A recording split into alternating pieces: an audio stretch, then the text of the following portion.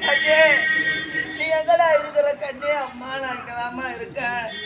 கல்யாணமா சொன்னாலும் உன்னை பார்த்து வருவேன் கண்ணே. அப்பா அதையா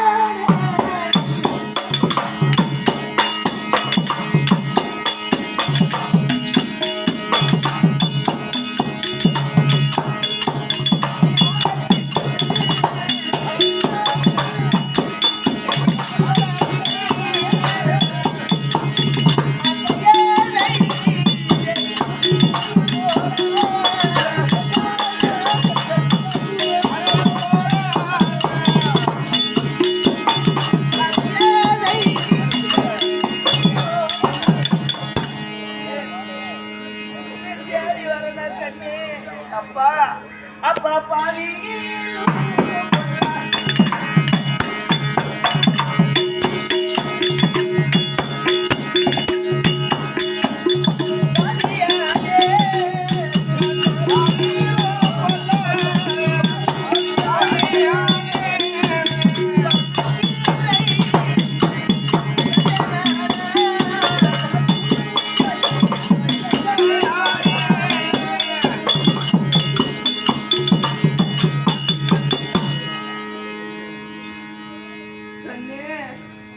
தேவதாசா அப்பா ஓவியே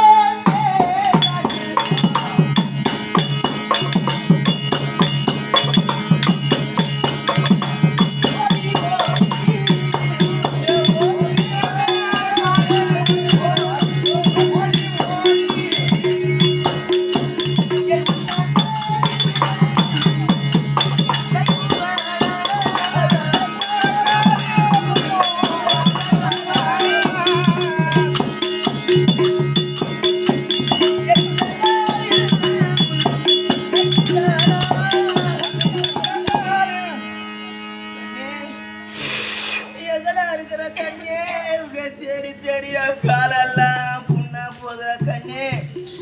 நீ எங்கடா இருக்கிற கண்ணே? அம்மா எங்கடா இருக்கிற ஒரு வார்த்தை சொல்ல கூடாதா கண்ணே? அப்ப ஒப்பில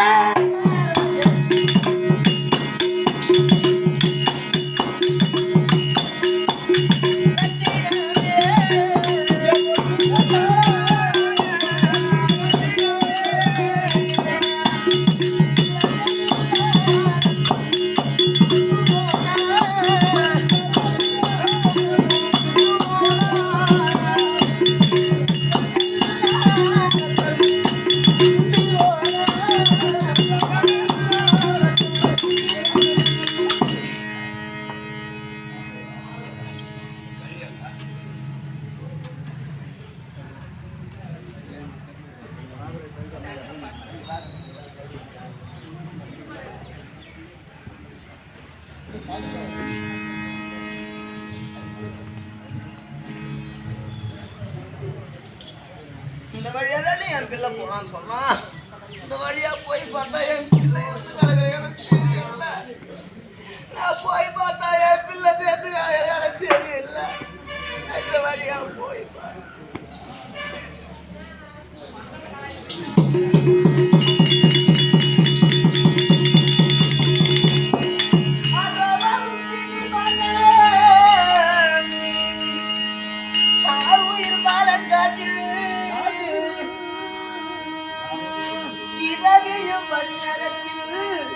இருந்த காரியங்கள் தேடி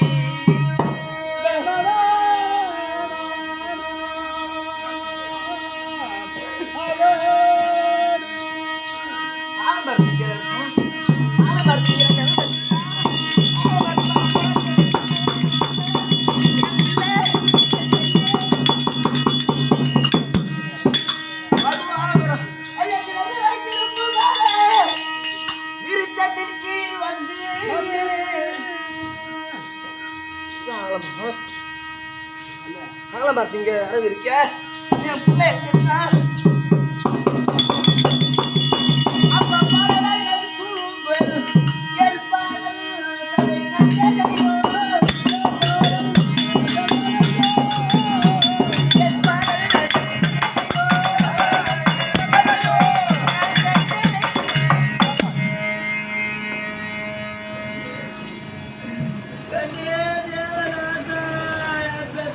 கண்ணே தேவதாசா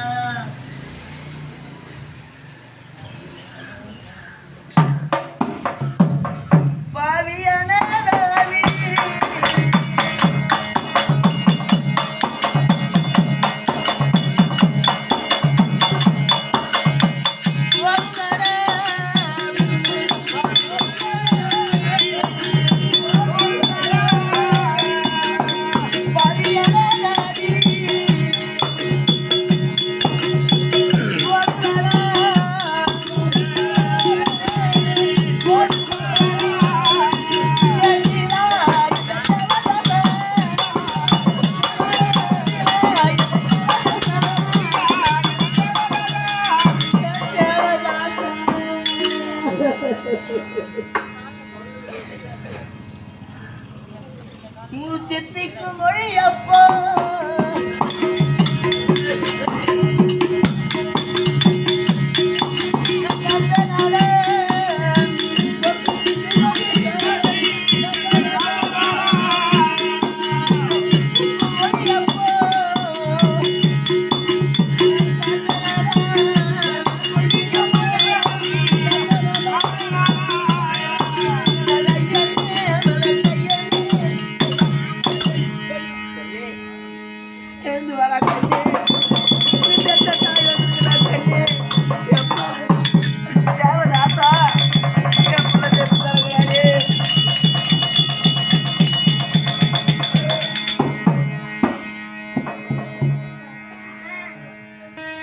கனிவான எங்கள்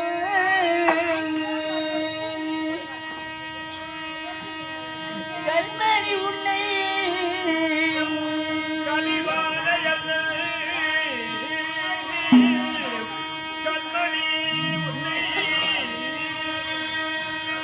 அநியாயமாக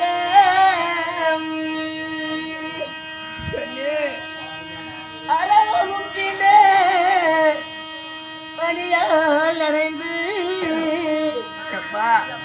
பாரு கீழே வந்து கடவுள் என்னடா கண்ணு உன் அம்மா வந்திருக்க எழுந்து பாரா கண்ணு உன்னை பெற்ற தாய் வந்திருக்க எழுந்து பாரா கண்ணு அப்ப பங்கைய வதனம் உன்னை பயிரிட்ட தந்தை கொஞ்சமாய் பார்ப்பல் பொருளை தந்து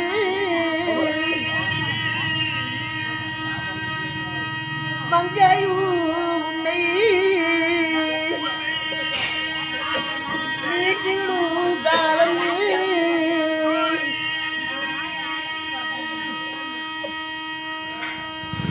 என்னென்று சொல்லே என்னென்று சொல்வே நீ வாடாயே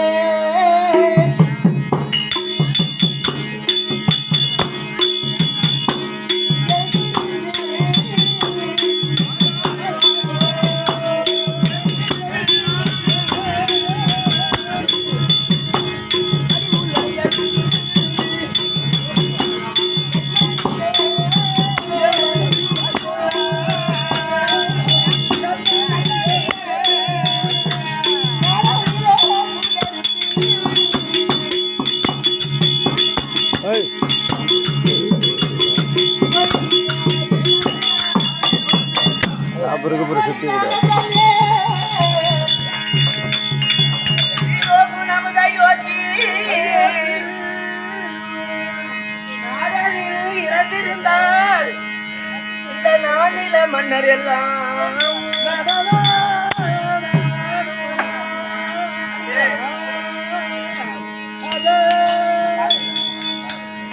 நாட்டில் இறந்திருந்தால் உனக்கு இந்த நிலைமை ஏற்படுமா கண்ணே உன்னை பாடலும் பாடலோடி வரி கூட தகர செய்ய கூடவே வருவாரப்பா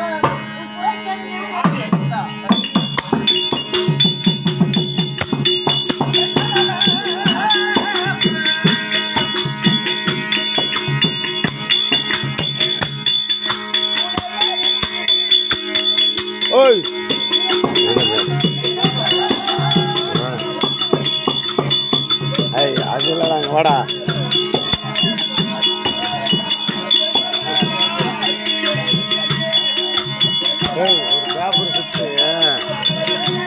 ஒரு பேப்பர் சுற்றி கொல்லி வைக்கிற மாதிரி அவன்கிட்ட கூட ஏதோ பேப்பர் சுற்றி கொடு இல்லை அதில் ஒரு கொல்லி கொடுத்தாங்க எடுத்துன்னு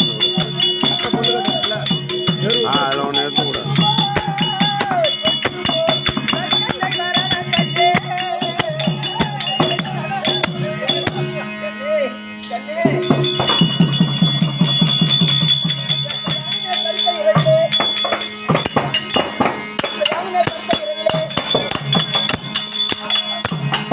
வேதனை கூடாது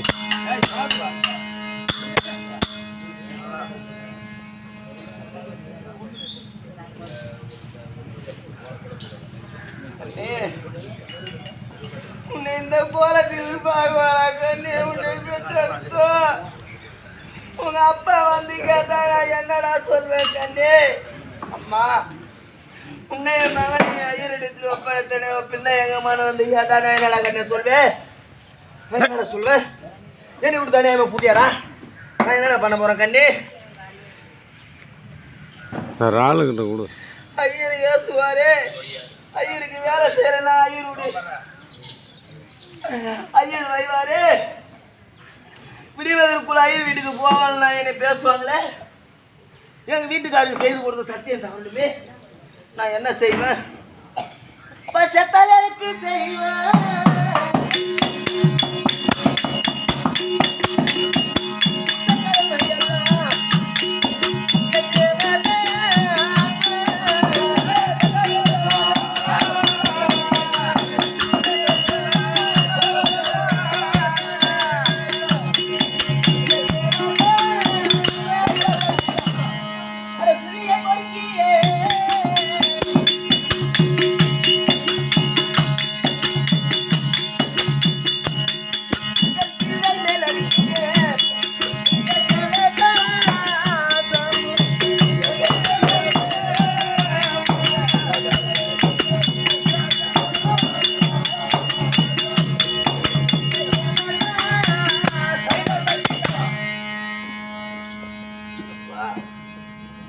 நமது நாடா இருக்கக்கூடிய அயோத்தி வள நாடு இருக்கின்றது அந்த அயோத்தி வள நாட்டில் இறந்திருந்தால் கண்ணே உனக்கு அந்த வழக்கு போது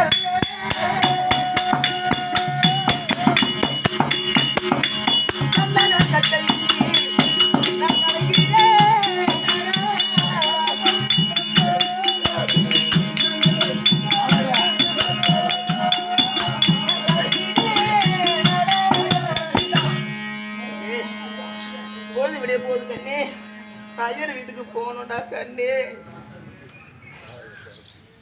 காசி நகரில் வாழக்கூடிய காசி விஸ்வநாதா நான் பிறந்தது முதல் இந்நாள் வரையில் என் கற்பு நிலை தவறாத இருந்திருந்தால் நாங்கள் கடைபிடித்து வந்திருக்கக்கூடிய சத்தியம் தர்மம் பொய்யாக இல்லாமல் இருந்தால் நான் பத்தினி என்பது உண்மையாக இருந்தால் என்னை தொட்டு தாலி கட்டிய என் கணவர் என் பிள்ளையை எறிவதற்கு முன்னால் என் முன்பு வர வேண்டும் ஈஸ்வரா கைலாயன் நாதா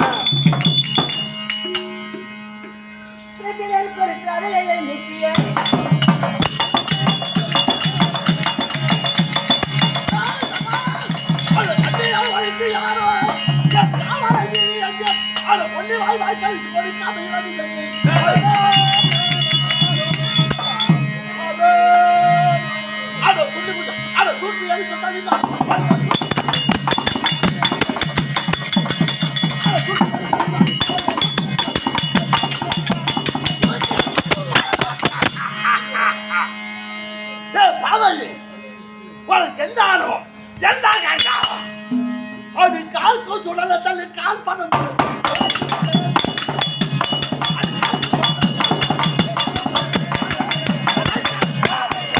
அறிவற்றவனை உன் உள்ளத்தில் எவ்வளவு அகங்காரம் இருந்தால் உனக்கு எவ்வளவு ஆணவம் இருந்தால் எனக்கு சேர வேண்டிய பொருளை கொடுக்காது உன் பிள்ளையை ஐயா இந்த விதி கண்ண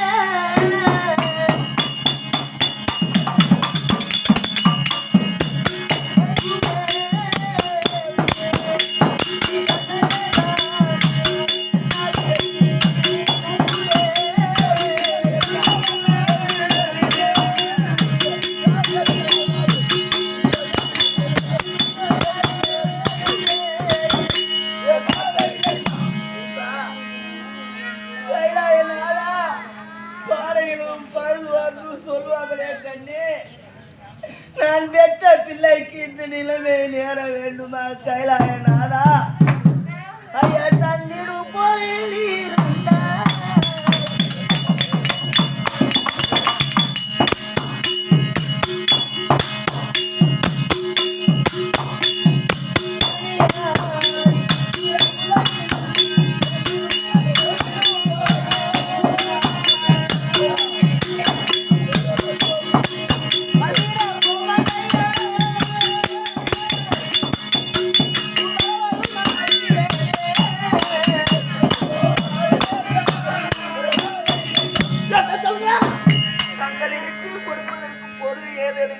நான் தன்னந்தனிமாக இரவு நேரத்தில் நான் இங்கு வந்திருப்பேன் ஐயா. பொருள் என்கிட்ட உன்பால் பொருள் இல்லை என்கிறாயா? அது பொருள் இல்லை என்று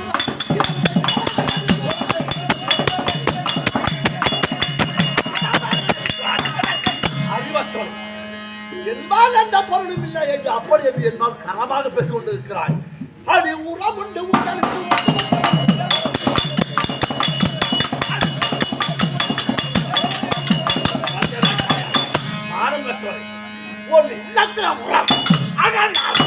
ஆணவம் பொருள் ஒன்பால் ஒன்றும் இல்லை. உறவியலுக்கு ஒருவர்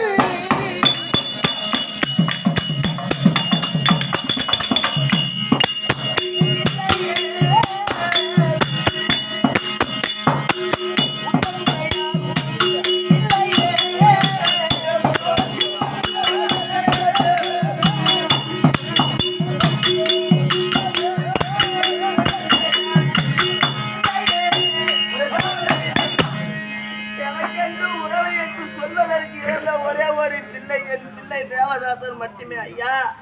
நான் ஒரு அனாதை ஐயா. உங்களை பார்த்தால் முன்னொரு காலத்தில் ஐயா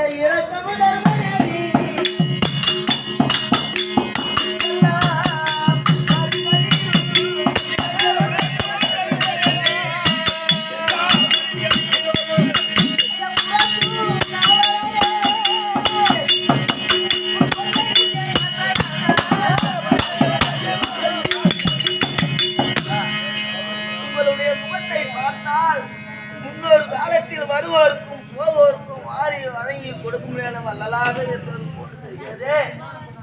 என் பிள்ளையை எரிப்பதற்கு ஏதேனும் வழி சொல்லுங்கள் ஐயா. உறவினர் யாரும் இல்லாது தனிமரமா இருக்கின்றேன் ஐயா. என் பிள்ளைதான் எனக்கு துணையா இருந்தால் அந்த பிள்ளையை கொண்டு வந்து சேர்த்து விட்டேன். பிள்ளையை தகனம் பண்ண வழி இல்லை.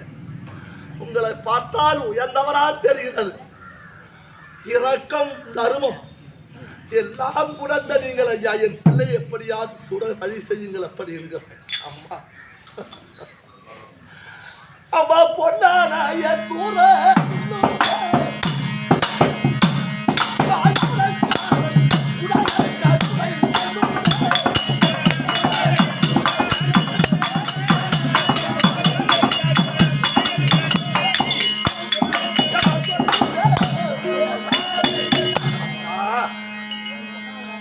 பார்க்கும் பொழுது பரிதாபமா இருக்கிறது எனக்கு.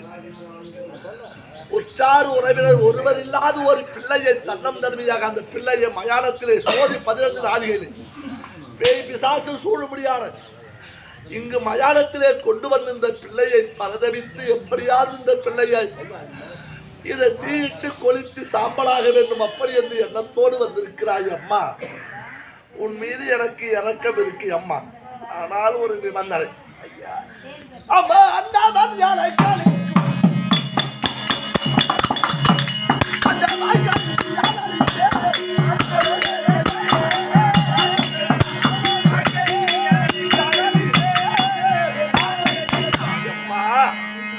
இந்த மயானத்துக்கு அதிகாரி நான் அல்லம்மா. என்னை விலை கொடுத்து வாங்கியதம்மா. அப்படி என்றால் கட்டளை அம்மா. ஒரு பிணம் வருகிறது என்றால் பிணத்தை தகனம் செய்ய வேண்டும். ஆனால் கால்பணம் முழத்துண்டு வாய்க்கரிசி அந்த கால்பணம் முழத்துண்டி அம்மா என் எஜமான சேர்ந்தது. அந்த வாய்க்கரிசிற்கு ஒரு பிணத்தை கொடுத்து இங்கு தங்குவதற்காக அந்த வாய்க்கரிசியின் ஜீவனை வளர்க்க உன் மீது பரிதாபப்பட்டு உன் பிள்ளை மீது இறக்கப்பட்டு அம்மா அந்த வாய்க்கரிசி வேண்டாம் எனக்கு உனக்காக நான் பசியா இருக்கேன். ஆனால் ஒரு நிபந்தனை எம்மா கண்ணியா கால் பாடா தொண்டு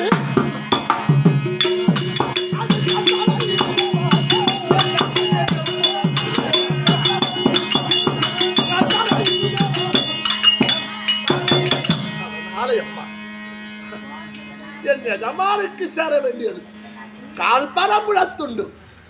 அந்த கால்படம் உடத்துண்டு கொடுத்தால் உன் பிள்ளையை தகனம் செய்யலாம், இல்லை என்றால் எடுத்துக்கொண்டு போகலாம். இது கட்டளை.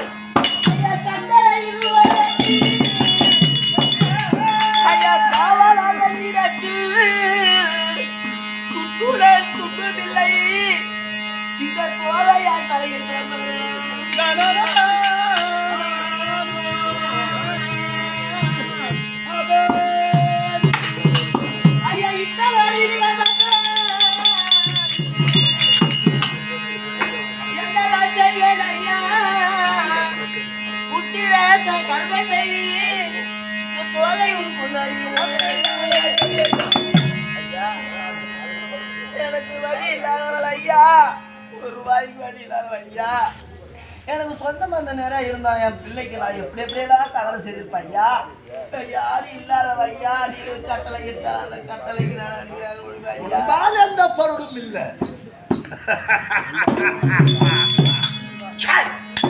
அறிவற்றவன் ஒன்பால் அந்த பொருளும் அல்ல. முகத்தை பாரு, உங்ககிட்ட பொருள் இல்லை.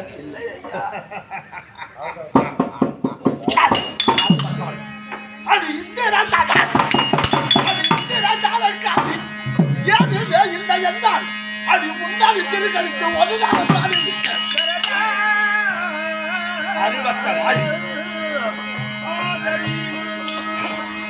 பார்த்தவரை வளர்க்க முடியாது, பட முடியாது, கொலிக்க முடியாத தாலி உன் கழுத்தில் இருக்கு. அது தந்தை மகளாக அது தகவல் செய்யாவிட்டால் இந்த தோல் இடத்தை விட்டு எடுத்து செல்வார்.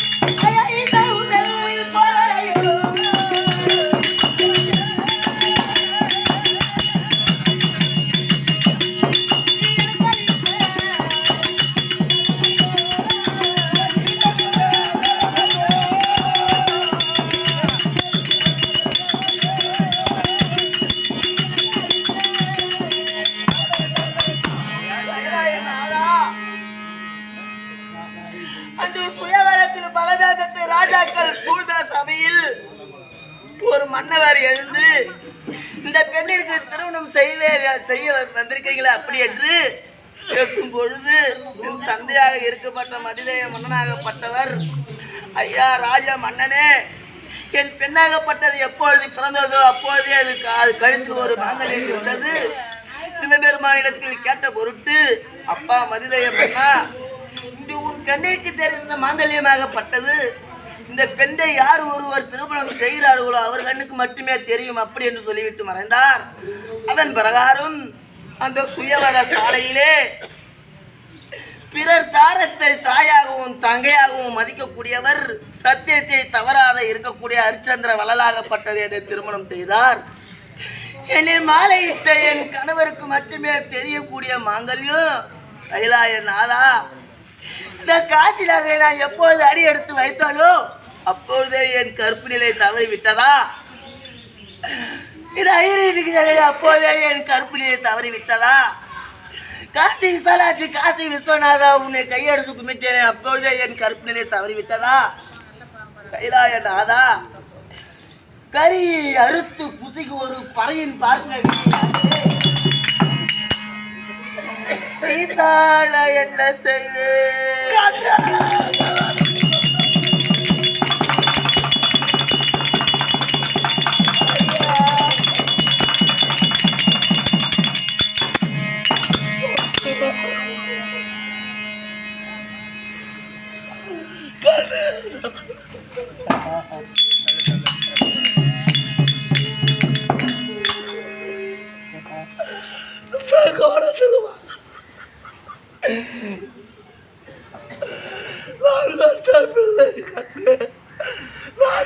மகனே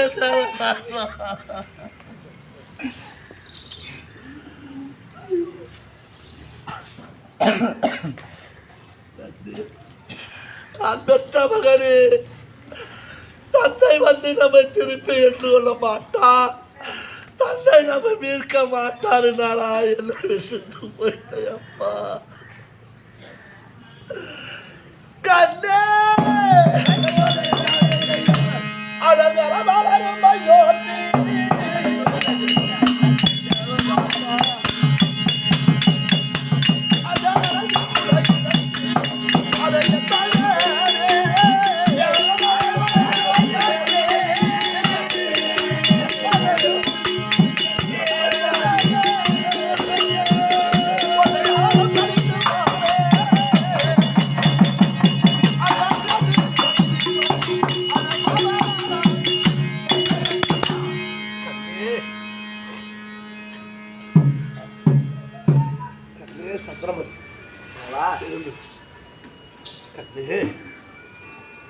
இவன் நமக்குரிய பிள்ளை இல்லை. இப்பொழுது காரணம் என்ன தெரியுமா? காரணம் என்ன சொல்ற? உன்னை யார் விட குடித்து வாங்கினானோ காலகண்டாயர், அந்த காலகண்டாயத்திலே சென்று கால் பணம் உடைத்துண்ட வாங்கி கொண்டு வா. அப்பொழுதுதான் நம் பிள்ளையை தகனம் செய்யலாம். ஓ, அப்படியே ஆகட்டும் அண்ணா.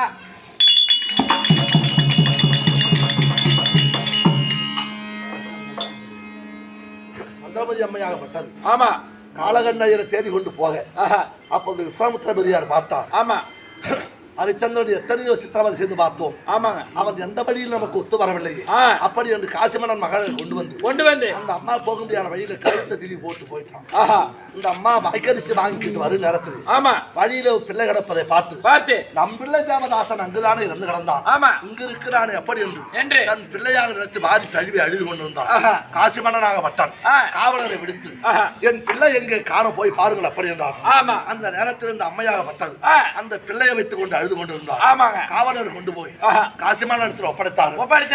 பிள்ளையை கொண்டு விட்டார் அப்படி என்று உடனே காசிமன்னன் பார்த்தார்.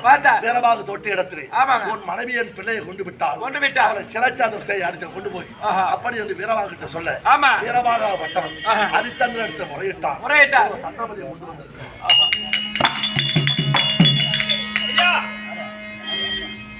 சொல்லுங்க. இந்த பெண்ணானவள் மன்னனுடைய பிள்ளையை வீதியிலே கழுத்தை முறித்து கொலை செய்த பாவி இவள். அதற்காக மன்னனானவர் இந்த பெண்ணுக்கு சிறை தண்டனை கொடுத்திருக்கிறார். இந்த பெண்ணை சிறை இருக்க வேண்டும்.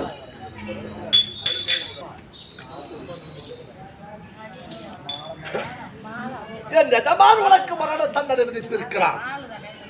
உன்னை நான் கொலை செய்ய போகிறேன். அதனால் உன் இஷ்டகுல தெய்வத்தை நீ வேண்டிக் கொள். காசி விஸ்வநாதா, என் கணவரை தவிர வேறு யாரும் என்னை எட்டக்கூடாது.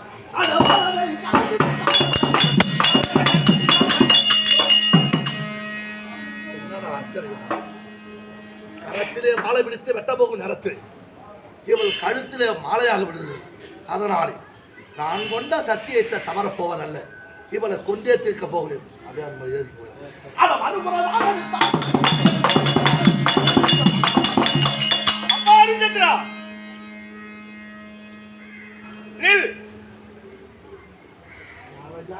கைலாய பரமன்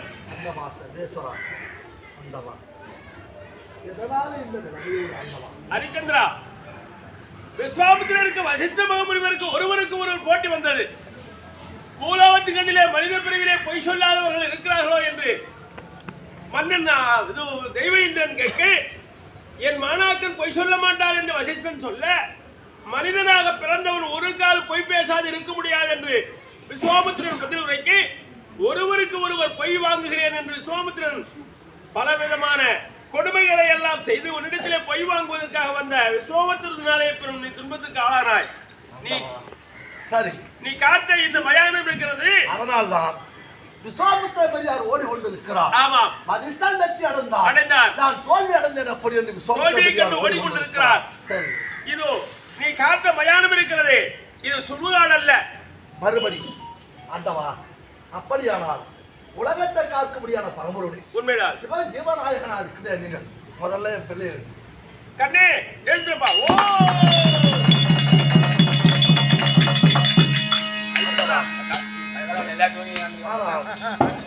மயானத்தை காத்தனா இனிமே நாட்டை ஆளக்கூடாது.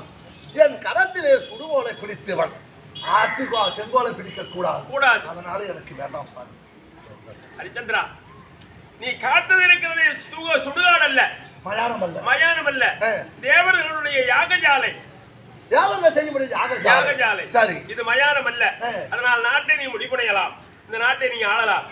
இந்த வரையிலே அடைந்த துன்பங்களுக்கெல்லாம் நீங்கி நாட்டை மிகவும் உனக்கு பட்டம் கொடுக்கிறோம்.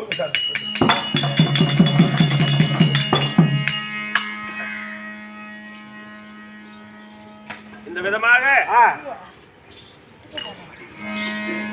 தோல்வியை கண்ட விஸ்வாமித்திரர் புறம்பு கட்டு போக வசிஷ்ட மகாமுனிவர் ஹரிச்சந்திரனை வரவேற்பு செய்து அரியாசனத்தை அமர்த்தி மணிமுடியை தரித்து பட்டாபிஷேகம் சுட்டியதோடு ஹரிச்சந்திர பிராணம் நாடகம் விட்டுப்பட்டது.